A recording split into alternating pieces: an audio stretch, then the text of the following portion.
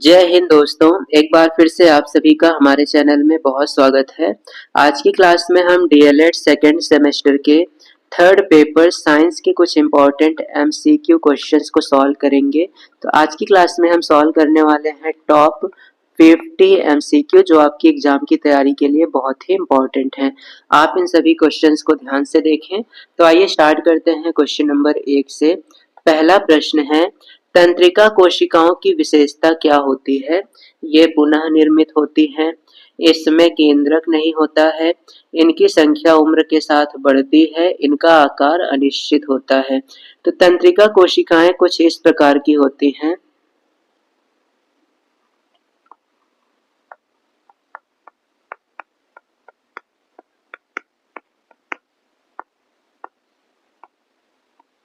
तंत्रिका कोशिकाओं की विशेषता होती है कि इसमें केंद्रक होता है, इनकी संख्या उम्र के साथ बढ़ती नहीं है, ये पुनः निर्मित नहीं होती है और इनका आकार जो है ये भी अनिश्चित है। तो यहाँ पर केवल चौथा ऑप्शन सही है, इनका आकार अनिश्चित होता है। ऑप्शन ख है, इसमें केंद्रक नहीं होता है, तो ये गलत है क्योंकि इसमें केंद्रक होता है। ये पुनः निर्मित होती है, ये भी गलत है, ये पुनः निर्मित नहीं होती है। इनकी संख्या उम्र के साथ बढ़ती है, ये भी गलत है, इनकी संख्या उम्र के साथ बढ़ती नहीं है। तो इस प्रकार से सही जवाब है ऑप्शन ख। नेक्स्ट क्वेश्चन है, एक तत्व के समस्थानिक में क्या होते हैं? तो समस्थानिक का एक उदाहरण लिखते हैं, जैसे 1H1, 1H2 और 1H3। पहला है प्रोटियम, दूसरा है ड्यूटेरियम, तीसरा है ट्राइटियम। तो ये नीचे वाली संख्या होती है परमाणु क्रमांक और ऊपर वाली संख्या है द्रव्यमान संख्या। तो इसमें परमाणु क्रमांक समान है लेकिन द्रव्यमान संख्या 1, 2, 3 अलग है। तो समस्थानिक में परमाणु संख्या समान होती है लेकिन द्रव्यमान संख्या भिन्न होती है। तो सही जवाब हो जाएगा ऑप्शन का। समस्थानिक में परमाणु संख्या समान होती है और द्रव्यमान संख्या भिन्न होती है। नेक्स्ट क्वेश्चन है, प्रकाश संश्लेषण की क्रिया में कौन सी गैस निकलती है? तो प्रकाश संश्लेषण की क्रिया में कार्बन डाइऑक्साइड और जल, इनके सहयोग से बनता है ग्लूकोज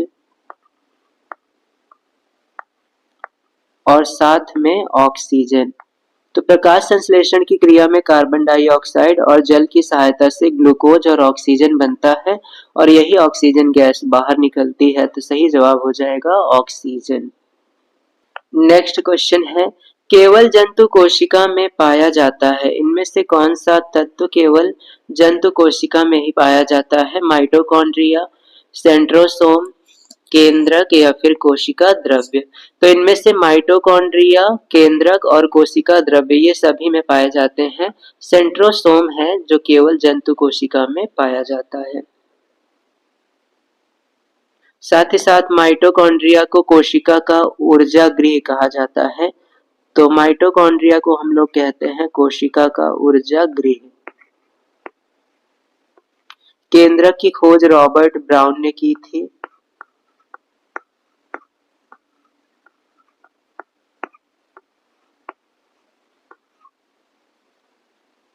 नेक्स्ट क्वेश्चन है, बल का एसआई मात्रक क्या होता है? तो बल का सूत्र होता है F बराबर m इंटू ए। यम है द्रव्यमान और ए है त्वरण।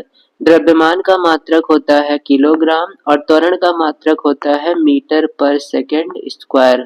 तो इस हिसाब से बल का मात्रक हो जाएगा किलोग्राम मीटर पर सेकेंड स्क्वायर। इसी को हम लोग न्यूटन कहते हैं। नेक्स्ट क्वेश्चन है, पेट्रोल में कौन सी ऊर्जा होती है? तो पेट्रोल एक रसायन पदार्थ है, रासायनिक पदार्थ है, इसलिए इसमें रासायनिक ऊर्जा होगी। तो सही जवाब हो जाएगा पेट्रोल में रासायनिक ऊर्जा होती है। नेक्स्ट क्वेश्चन है, भारत के पहले अंतरिक्ष यात्री कौन थे? अर्थात भारत से सबसे पहला व्यक्ति कौन है जो अंतरिक्ष में गया था? तो सही जवाब है राकेश शर्मा। राकेश शर्मा सबसे पहले अंतरिक्ष की यात्रा करने वाले भारतीय हैं। नेक्स्ट क्वेश्चन है, विटामिन सी का रासायनिक नाम क्या है? रेटिनॉल, एस्कॉर्बिक अम्ल, थायोमीन या फिर टोकोफेरॉल। विटामिन सी का रासायनिक नाम होता है एस्कॉर्बिक अम्ल। नेक्स्ट क्वेश्चन है, सोलर सेल में मुख्य रूप से ऊर्जा का रूपांतरण कैसे होता है? प्रकाश ऊर्जा का विद्युत ऊर्जा में, प्रकाश ऊर्जा का रासायनिक ऊर्जा में, रासायनिक ऊर्जा का प्रकाश ऊर्जा में, ऊष्मीय ऊर्जा का प्रकाश ऊर्जा में। सोलर सेल से ऊर्जा परिवर्तित होती है प्रकाश ऊर्जा से विद्युत ऊर्जा में। नेक्स्ट क्वेश्चन है, पेलाग्रा किस विटामिन की कमी से होने वाला रोग है? विटामिन ए, बी, सी या फिर डी? विटामिन ए की कमी से रतौंधी रोग होता है, बी की कमी से बेरी और पेलाग्रा दोनों, विटामिन सी की कमी से स्कर्वी, डी की कमी से रिकेट्स।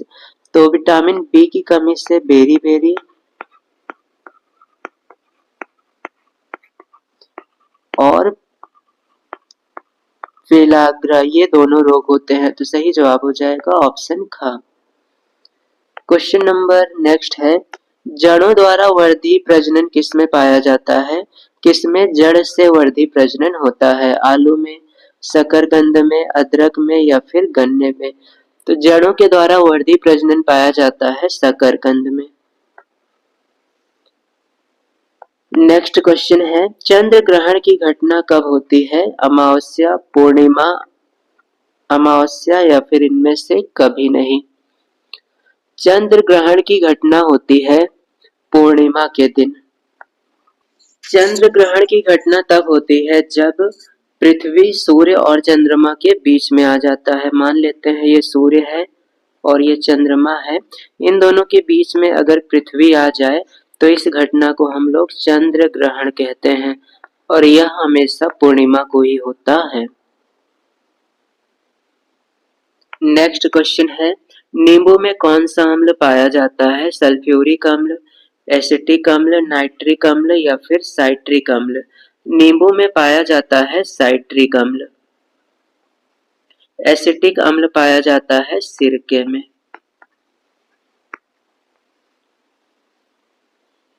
नेक्स्ट क्वेश्चन है, निम्न में से खरीफ की फसल कौन है? गेहूं, मटर, चना या फिर धान?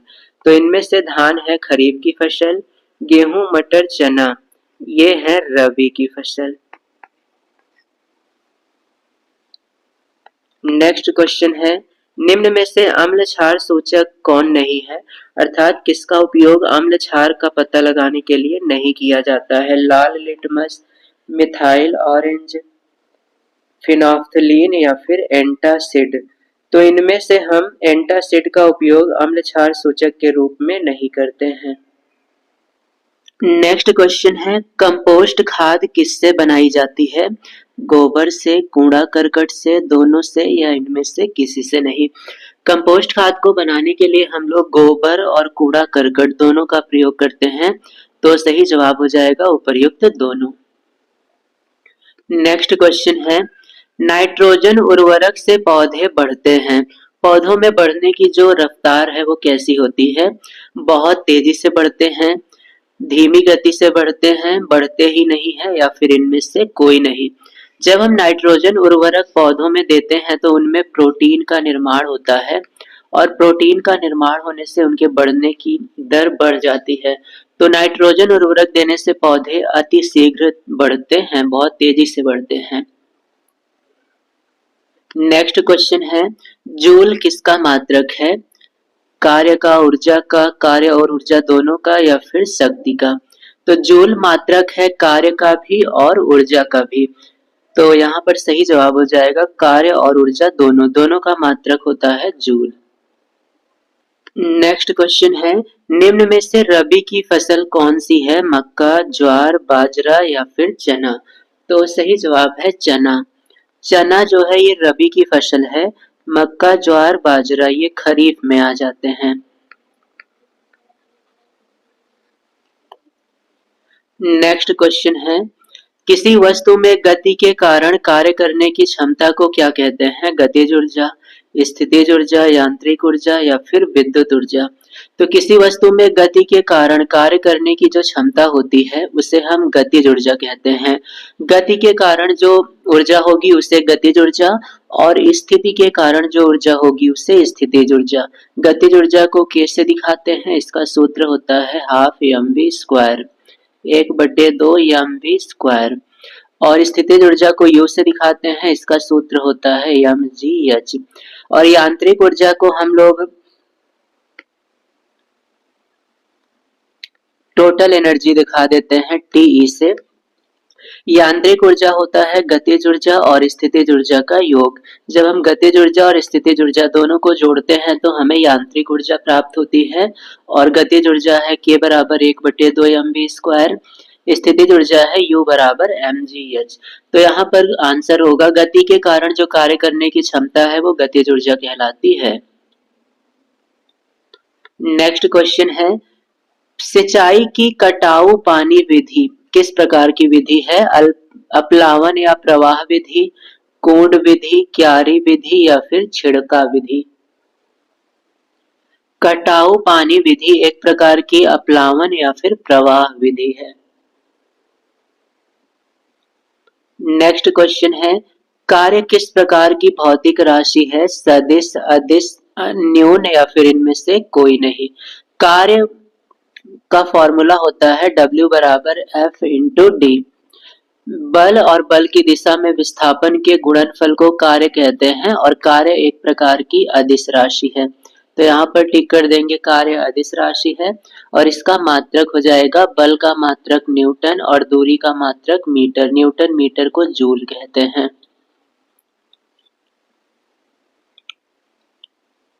नेक्स्ट क्वेश्चन है, ऊर्जा का मात्रक क्या है? किलोग्राम, केल्विन, जूल या फिर इनमें से कोई नहीं? ऊर्जा का इनमें से मात्रक है जूल। केल्विन जो है ये ताप का मात्रक है, और किलोग्राम ये द्रव्यमान का मात्रक है।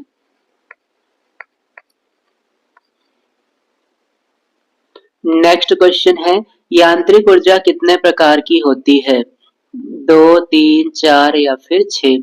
तो यांत्रिक ऊर्जा दो प्रकार की होती है। पहली है गतिज ऊर्जा,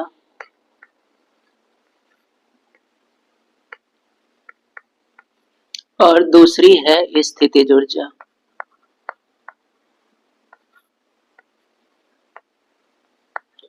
गतिज ऊर्जा और स्थितिज ऊर्जा, इन्हीं दोनों के योग को हम यांत्रिक ऊर्जा कहते हैं। नेक्स्ट क्वेश्चन है, निम्न में से ऊर्जा का प्रमुख स्रोत क्या है? चिमनी, सूर्य, लालटेन या फिर इनमें से कोई नहीं? तो इनमें से ऊर्जा का प्रमुख स्रोत ये है सूर्य। सूर्य ऊर्जा का प्रमुख स्रोत है धरती पर। नेक्स्ट क्वेश्चन है, नियमित खाद के प्रयोग से क्या होता है? उपज की वृद्धि, मिट्टी की वृद्धि, पानी की वृद्धि या फिर इनमें से कोई नहीं? नियमित खाद का प्रयोग करने से उपज में आशातीत वृद्धि होती है। नेक्स्ट क्वेश्चन है, चिमटा निम्न में से किसका उदाहरण है? प्रथम श्रेणी उत्तोलक, द्वितीय श्रेणी उत्तोलक, तृतीय श्रेणी उत्तोलक या फिर एक मशीन का?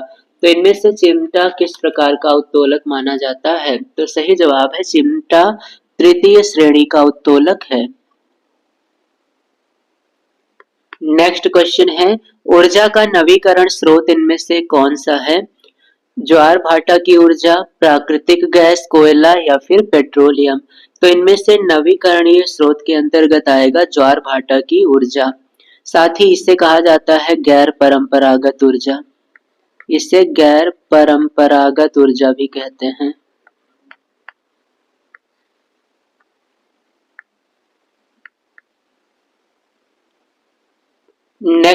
नेक्स्ट क्वेश्चन है, सौर ऊर्जा को सीधे विद्युत ऊर्जा में किससे बदला जा सकता है? सौर कुकर के द्वारा, सौर जल उष्मक के द्वारा, सौर भट्टी के द्वारा या फिर सौर सेल के द्वारा?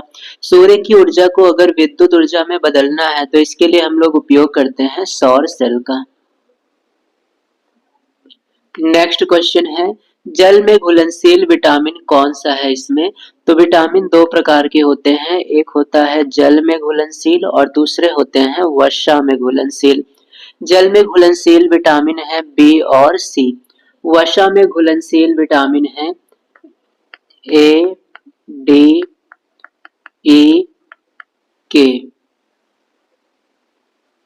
तो इनमें से जल में घुलनशील विटामिन है बी और सी।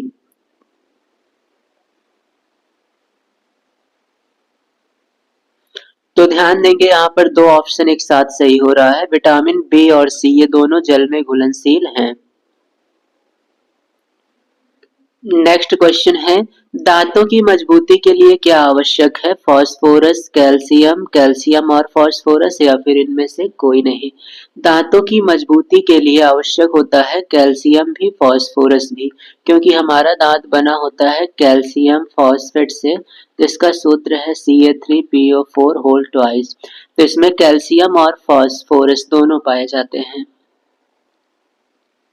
नेक्स्ट क्वेश्चन है, पैकेट का दूध संरक्षित कैसे किया जाता है? रसायन के द्वारा, हिमीकरण द्वारा, पाश्चुरीकरण के द्वारा या फिर किण्वन के द्वारा। पैकेट के दूध को पैक करने से पहले उनका पाश्चुरीकरण किया जाता है। परमाणु का समस्त द्रव्यमान किसमें निहित होता है? प्रोटॉन में, इलेक्ट्रॉन में, प्रोटॉन और न्यूट्रॉन में, इलेक्ट्रॉन और न्यूट्रॉन में। परमाणु का जो द्रव्यमान होता है वो प्रोटॉन और न्यूट्रॉन के कारण होता है, इसलिए परमाणु द्रव्यमान संख्या निकालते समय हम प्रोटॉन और न्यूट्रॉन की संख्या को जोड़ते हैं। तो यहाँ पर सही जवाब होगा परमाणु का समस्त द्रव्यमान प्रोटॉन और न्यूट्रॉन में निहित होता है। नेक्स्ट क्वेश्चन है, तत्व का परमाणु क्रमांक समान होता है उसके परमाणु में उपस्थित। परमाणु क्रमांक किसके समान होता है? न्यूट्रॉन के, प्रोटॉन के, इलेक्ट्रॉन के या किसी के नहीं। तत्व का परमाणु क्रमांक समान होता है प्रोटॉन की संख्या के, और अगर परमाणु उदासीन हो, अगर परमाणु उदासीन अवस्था में है तो परमाणु क्रमांक इलेक्ट्रॉन के भी बराबर होता है। तो उदासीन परमाणु में इलेक्ट्रॉन की संख्या को परमाणु क्रमांक कहते हैं, या फिर किसी परमाणु के नाभिक में उपस्थित प्रोटॉन की संख्या को परमाणु क्रमांक कहते हैं। तो यहाँ पर हम लोग टिक करने वाले हैं प्रोटॉन की संख्या। अगर प्रोटॉन और इलेक्ट्रॉन दोनों दिया होता तो हम दोनों भी टिक कर सकते थे, पर अभी हम सिर्फ प्रोटॉन को टिक करेंगे क्योंकि इसकी संख्या हमेशा परमाणु क्रमांक के बराबर होती है, लेकिन इलेक्ट्रॉन की संख्या कम ज्यादा हो सकती है। नेक्स्ट क्वेश्चन है, निम्न में से सरल मशीन कौन है? पहिया, घिरनी, पेंच या फिर सभी। तो इनमें से सरल मशीन ये सभी ही हैं, तो सही जवाब हो जाएगा उपर्युक्त सभी। नेक्स्ट क्वेश्चन है, सीढ़ी किस प्रकार का उत्तोलक है? प्रथम, द्वितीय, तृतीय या फिर इनमें से कोई नहीं। तो इनमें से सीढ़ी जो है ये तृतीय श्रेणी का उत्तोलक माना जाता है। नेक्स्ट क्वेश्चन है, आमाशय में पाया जाने वाला एंजाइम कौन सा है? टायलिन, म्यूसिन, पेप्सिन या फिर ट्रिप्सिन। मनुष्य के आमाशय में 3 प्रकार के रस बनते हैं, एक होता है HCl अम्ल, दूसरा होता है एंजाइम पेप्सिन और रेनिन। पेप्सिन का काम प्रोटीन को पचाना है और रेनिन का काम है दूध की प्रोटीन को पचाना, और तीसरा जो बनता है वो है म्यूकस। तो हमारे शरीर में HCl, पेप्सिन और रेनिन और म्यूकस ये 3 चीजें बनती हैं, तो यहाँ पर हम सही करने वाले हैं पेप्सिन को। नेक्स्ट क्वेश्चन है, शर्करा का नियमन करने में कौन सा हार्मोन सहायक है? पैराथार्मोन, गैस्ट्रीन, इंसुलिन या फिर कीटो जैविक। शर्करा का हमारे ब्लड में नियमन करने का कार्य होता है इंसुलिन हार्मोन का। इंसुलिन हार्मोन अग्न्याशय ग्रंथि के द्वारा स्रावित होता है, अग्न्याशय ग्रंथि के द्वारा स्रावित होता है, और इसका काम होता है ब्लड में शुगर की मात्रा को कंट्रोल करना। और अगर हमारे शरीर में इंसुलिन की कमी हो जाती है तो हमें मधुमेह नामक रोग हो जाता है, मधुमेह। इसी को डायबिटीज भी कहा जाता है। मधुमेह को हिंदी में मधुमेह और इंग्लिश में डायबिटीज कहते हैं, और सामान्य भाषा में इसे शुगर की बीमारी भी कहा जाता है, जो इंसुलिन हार्मोन की कमी के कारण होती है। नेक्स्ट क्वेश्चन है, कैल्शियम तथा फास्फोरस के नियमन का कार्य कौन करता है? पैराथार्मोन, डाइबैटोजेनिक, रेनिन या फिर पेप्सिन। तो हमारे शरीर में कैल्शियम और फास्फोरस के नियमन का कार्य करता है पैराथार्मोन। नेक्स्ट क्वेश्चन है, निम्न में से कौन सा प्रत्यावर्तित परिवर्तन है? दूध का फटना, मोम का पिघलना, मोमबत्ती का जलना या फिर सब्जी का पकना। प्रत्यावर्तित का मतलब है जिसे हम रिवर्स कर सकें, जिस परिवर्तन को रिवर्स उल्टा किया जा सके उसे प्रत्यावर्तित कहते हैं। तो इनमें से मोम का पिघलना, ये फटना नहीं है, पिघलना। अगर मोम पिघल जाए तो उसे हम वापस वो शेप दे सकते हैं। तो मोम का पिघलना प्रत्यावर्तित परिवर्तन है, इसी को भौतिक परिवर्तन भी कहा जाता है। इसी का दूसरा नाम है भौतिक परिवर्तन। मोम को हम पिघलाकर फिर से उस आकार में ला सकते हैं, परंतु दूध यदि एक बार फट जाए, मोम जल जाए और सब्जी पक जाए तो उसे हम वापस रिवर्स अर्थात उल्टा नहीं कर पाएंगे। नेक्स्ट क्वेश्चन है, निम्न में से रासायनिक परिवर्तन का उदाहरण क्या है? कोयले को पीसकर पाउडर बनाना, कागज के टुकड़े करना, कागज का जलना, कांच की बोतल का टूटना। रासायनिक परिवर्तन होता है जिसे हम रिवर्स ना कर सकें, एक डायरेक्शन में होती है। जैसे कोयले को पीसकर पाउडर बनाएंगे, वापस हम उसे टुकड़े में बदल सकते हैं, कागज के टुकड़े करके जोड़ सकते हैं, लेकिन एक बार कागज अगर जल जाए तो राख बन जाएगा। कागज के जलने पर राख बनेगा और इस राख को वापस हम कागज नहीं बना पाएंगे। तो यह रासायनिक परिवर्तन है। कांच की बोतल अगर टूट जाए तो इसे हम फिर से बोतल में बदल सकते हैं। तो यहाँ पर रासायनिक परिवर्तन का उदाहरण है कागज का जलना।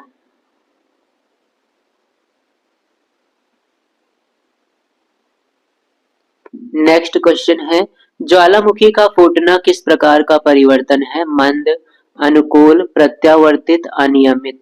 ज्वालामुखी का फटना यह एक अनियमित परिवर्तन है, क्योंकि ये किसी विशेष नियम के अनुसार नहीं होता है, अचानक होने वाली प्रक्रिया है, इसलिए इसे हम अनियमित परिवर्तन कहेंगे। नेक्स्ट क्वेश्चन है, परमाणु के नाभिक में क्या होता है? तो इसे हम समझते हैं। परमाणु गोल आकार का होता है, इसके केंद्र वाले भाग को नाभिक कहा जाता है। तो ये है नाभिक और ये है कक्षा। नाभिक में प्रोटॉन और न्यूट्रॉन होते हैं और चारों तरफ इलेक्ट्रॉन चक्कर लगाते हैं। तो इस प्रकार से परमाणु के नाभिक में दो कण है, प्रोटॉन है और न्यूट्रॉन है। तो प्रोटॉन और न्यूट्रॉन ये परमाणु के नाभिक में होते हैं। तो सही जवाब हो जाएगा, दोनों नाभिक में पाए जाते हैं और इलेक्ट्रॉन चारों ओर चक्कर लगाते हैं, ये बात भी ध्यान में रखेंगे। नेक्स्ट क्वेश्चन है, निष्क्रिय गैस का इलेक्ट्रॉनिक विन्यास क्या है? निष्क्रिय गैस हम उसे कहते हैं जिसके बाह्य कोश में 2 या फिर 8 इलेक्ट्रॉन होते हैं। अब 2 इलेक्ट्रॉन सिर्फ हीलियम के केस में बाह्य कोश में 2 इलेक्ट्रॉन होगा और अन्य परमाणु के बाह्य कोश में 8 इलेक्ट्रॉन हो। जैसे ऑर्गन की अगर बात करें तो इसके बाह्य कोश में 2, 8 और 8 टोटल 18 इलेक्ट्रॉन हो गए। बाह्य कोश में 8 इलेक्ट्रॉन है, तो ये निष्क्रिय गैस है। तो यहाँ पर ये 2 और 8 ये निष्क्रिय गैस का इलेक्ट्रॉनिक विन्यास है और इस गैस का नाम है नियॉन। नेक्स्ट क्वेश्चन है, परमाणु द्रव्यमान का अंतरराष्ट्रीय मात्रक क्या है? Carbon 12, hydrogen 1, oxygen 16, nitrogen 14। तो इनमें से परमाणु को मापने का जो इकाई है वो है कार्बन 12। नेक्स्ट क्वेश्चन है, एलिसा परीक्षण किस लिए किया जाता है? कैंसर में, क्षय में, एड्स में या फिर टाइफाइड में? किस रोग का पता लगाने के लिए एलिसा परीक्षण करते हैं? तो सही जवाब है एड्स। एड्स का पता लगाने के लिए एलिसा परीक्षण किया जाता है। आज की क्लास में इतना ही। आगे की क्लास में हम और इम्पोर्टेंट क्वेश्चंस को सॉल्व करेंगे। तब तक आप अच्छे से तैयारी करते रहें और साथ ही साथ अगर आप चैनल पर नए हैं तो चैनल को सब्सक्राइब और वीडियो को एक लाइक जरूर करें।